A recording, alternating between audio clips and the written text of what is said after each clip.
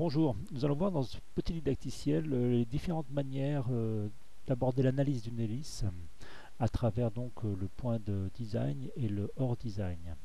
Alors ici pour exemple nous avons une hélice qui a été dessinée donc pour une vitesse de 30 mètres secondes avec une vitesse de rotation de 4500 tours minute.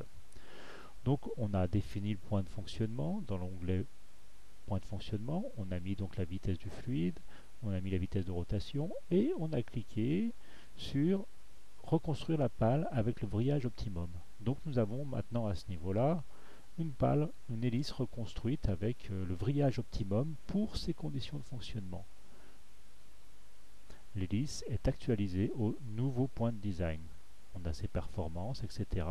Et nous allons voir un petit peu qu'est-ce que l'on peut avoir comme information quant à l'écoulement du fluide autour de cette hélice. Alors nous avons plusieurs possibilités de visualisation des écoulements qui sont accessibles à travers le menu Montrer de l'espace 3D. Alors nous avons la possibilité de montrer les vecteurs de vitesse induite aux éléments ou bien la possibilité de montrer les tourbillons libres de perte en bout de pale. On peut faire aussi tourner les vecteurs en même temps que l'hélice. Donc ici, on a toutes les options. On va décocher l'affichage en nuage de points pour voir mieux les vecteurs. Voilà. Alors comment sont dessinés ces vecteurs? En fait, on a la vitesse qui est en amont. Cette vitesse est modifiée de deux manières. Elle est accélérée donc par l'accélération axiale produite par l'hélice. Donc on voit les vecteurs qui s'allongent à leur traversée de l'hélice. On voit aussi que leur répartition dans le cercle augmente ou réduit, c'est-à-dire que avec la vitesse, on a un rétrécissement de forme conique des vecteurs de vitesse. Et nous avons aussi une induction tangentielle lorsque l'hélice passe dans le courant de fluide, elle met en rotation de manière tangentielle les vecteurs. Donc on a une déformation du champ de fluide, du champ de vecteurs, de manière tangentielle et axiale. Ce que nous voyons en bleu autour, c'est une visualisation, on va dire, un peu grossière des tourbillons en bout de pale. Alors, cette visualisation est liée aux pertes en bout de pale. Plus nous aurons de pertes en bout de pale, plus ces tourbillons seront importants. C'est une visualisation schématique des vitesses induites et des comportements du fluide autour de l'hélice qui nous renseigne donc sur la qualité de notre hélice. Voilà, nous pouvons aussi utiliser la répartition des pressions et la visualisation des couches limites sur nos pales pour comprendre ce qui se passe. Notamment mettre en évidence un phénomène de décrochage ou bien pour une hélice dans un fluide comme de l'eau, le phénomène de cavitation en visualisant les pressions. Alors on va arrêter de montrer les particules. Donc toujours via le menu, on décoche. Et là maintenant nous avons plus que notre hélice. Nous allons utiliser le menu modéliser la répartition des pressions. Alors ici ça a déjà été fait, mais le temps de calcul pour actualiser la répartition des pressions peut prendre jusqu'à 10 minutes. Donc, mais une fois qu'il a été fait, il est enregistré et à chaque fois que vous redemanderez la visualisation des pressions, elle se fera instantanément. Alors on voit ici donc sur les éléments de pale, on va arrêter la rotation pour y voir plus clair. Hop. On voit donc ici sur les éléments de pale la répartition des pressions et des dépressions bien sûr. Donc sur l'extrado nous voyons bien que nous avons une échelle de pression négative qui passe du bleu jusqu'au rouge, orange. Et sur l'intrado nous avons des pressions positives. Donc ici pour des raisons d'affichage on ne montre pas toute l'échelle, mais on peut voir la variation de pression. Nous avons aussi la possibilité d'éditer la couche limite. Alors on va sélectionner montrer la couche limite. Une reconstruction du modèle se fait. Et nous voyons donc notre couche limite autour de notre pale. Alors on va désactiver l'affichage de l'arbre et on va isoler la pale. Alors montrer dans l'hélice et isoler la pale pour ne montrer que la pale, qu'une pale.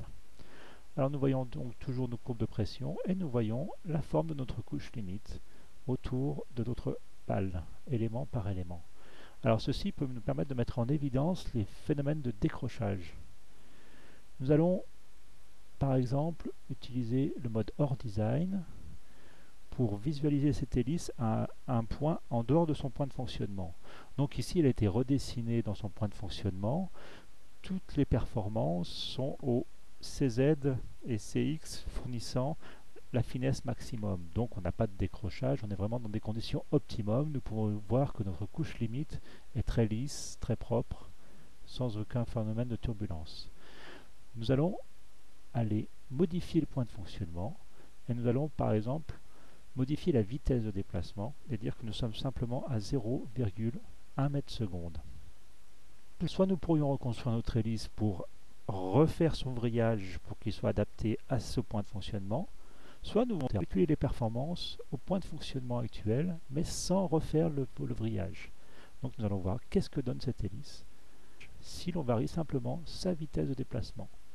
Donc ça pourrait correspondre au cas où c'est que nous avons dessiné une hélice à pas fixe pour un avion qui allait tout à l'heure à 30 mètres secondes, et nous nous posons la question, à 4500 tours, maintenant il ne va plus à 30 mètres secondes, mais il est à 0 mètres secondes, il est en phase de démarrage, décollage, disons-nous. Quelles sont ses performances et comment se comporte cette hélice si on n'a pas de vitesse de déplacement? Alors nous avons reconstruit, nous voyons que les performances ont bien été modifiées. Nous allons cacher les axes pour voir plus clair. Nous allons aussi recacher le carénage et isoler la palme. Et bien nous allons remontrer la couche limite pour voir le phénomène de décrochage. Alors montrer caché. Alors cette phase de calcul de la couche limite peut prendre un certain temps. On va relancer Xfoil et recalculer tous les éléments et la couche limite pour chacun des éléments dans ce point de fonctionnement hors design. Voilà, le calcul de notre couche limite est terminé. Il a pris environ 2 minutes. Et nous voyons donc notre couche limite, notre écoulement autour des profils. Donc nous voyons clairement que la couche limite a bien grandi et le profil est largement décroché. Nous voyons que la couche limite est bien éloignée du profil. On va faire tourner un petit peu. On va faire tourner un peu le profil pour mieux voir.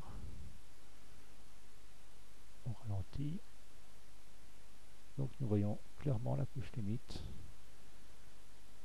autour du profil, autour de la série de profils, largement décollée.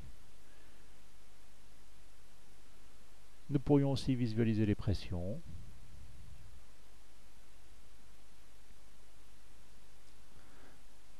Alors les pressions sont calculées en même temps que les couches limites, donc en fait lorsqu'on a calculé les couches limites, les calculs de pression sont et la visualisation de pression est assez rapide. Voilà, nous avons donc clairement la couche limite de nos profils et nous voyons qu'ils sont largement décrochés et loin d'être à l'optimum. Alors pour mettre encore en évidence les phénomènes autour des profils, nous avons moyen d'éditer élément par élément les couches limites et les coefficients de pression. Alors on va arrêter la rotation.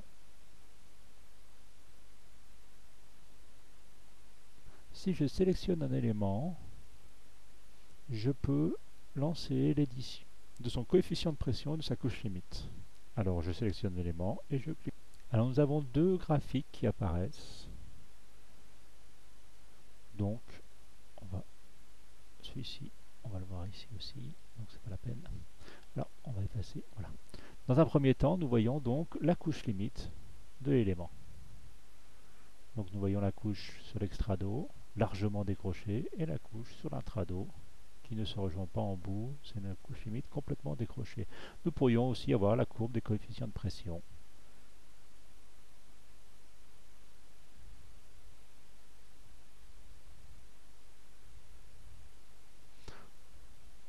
Donc voilà une manière aussi d'analyser les écoulements de fluide autour des profils, élément par élément.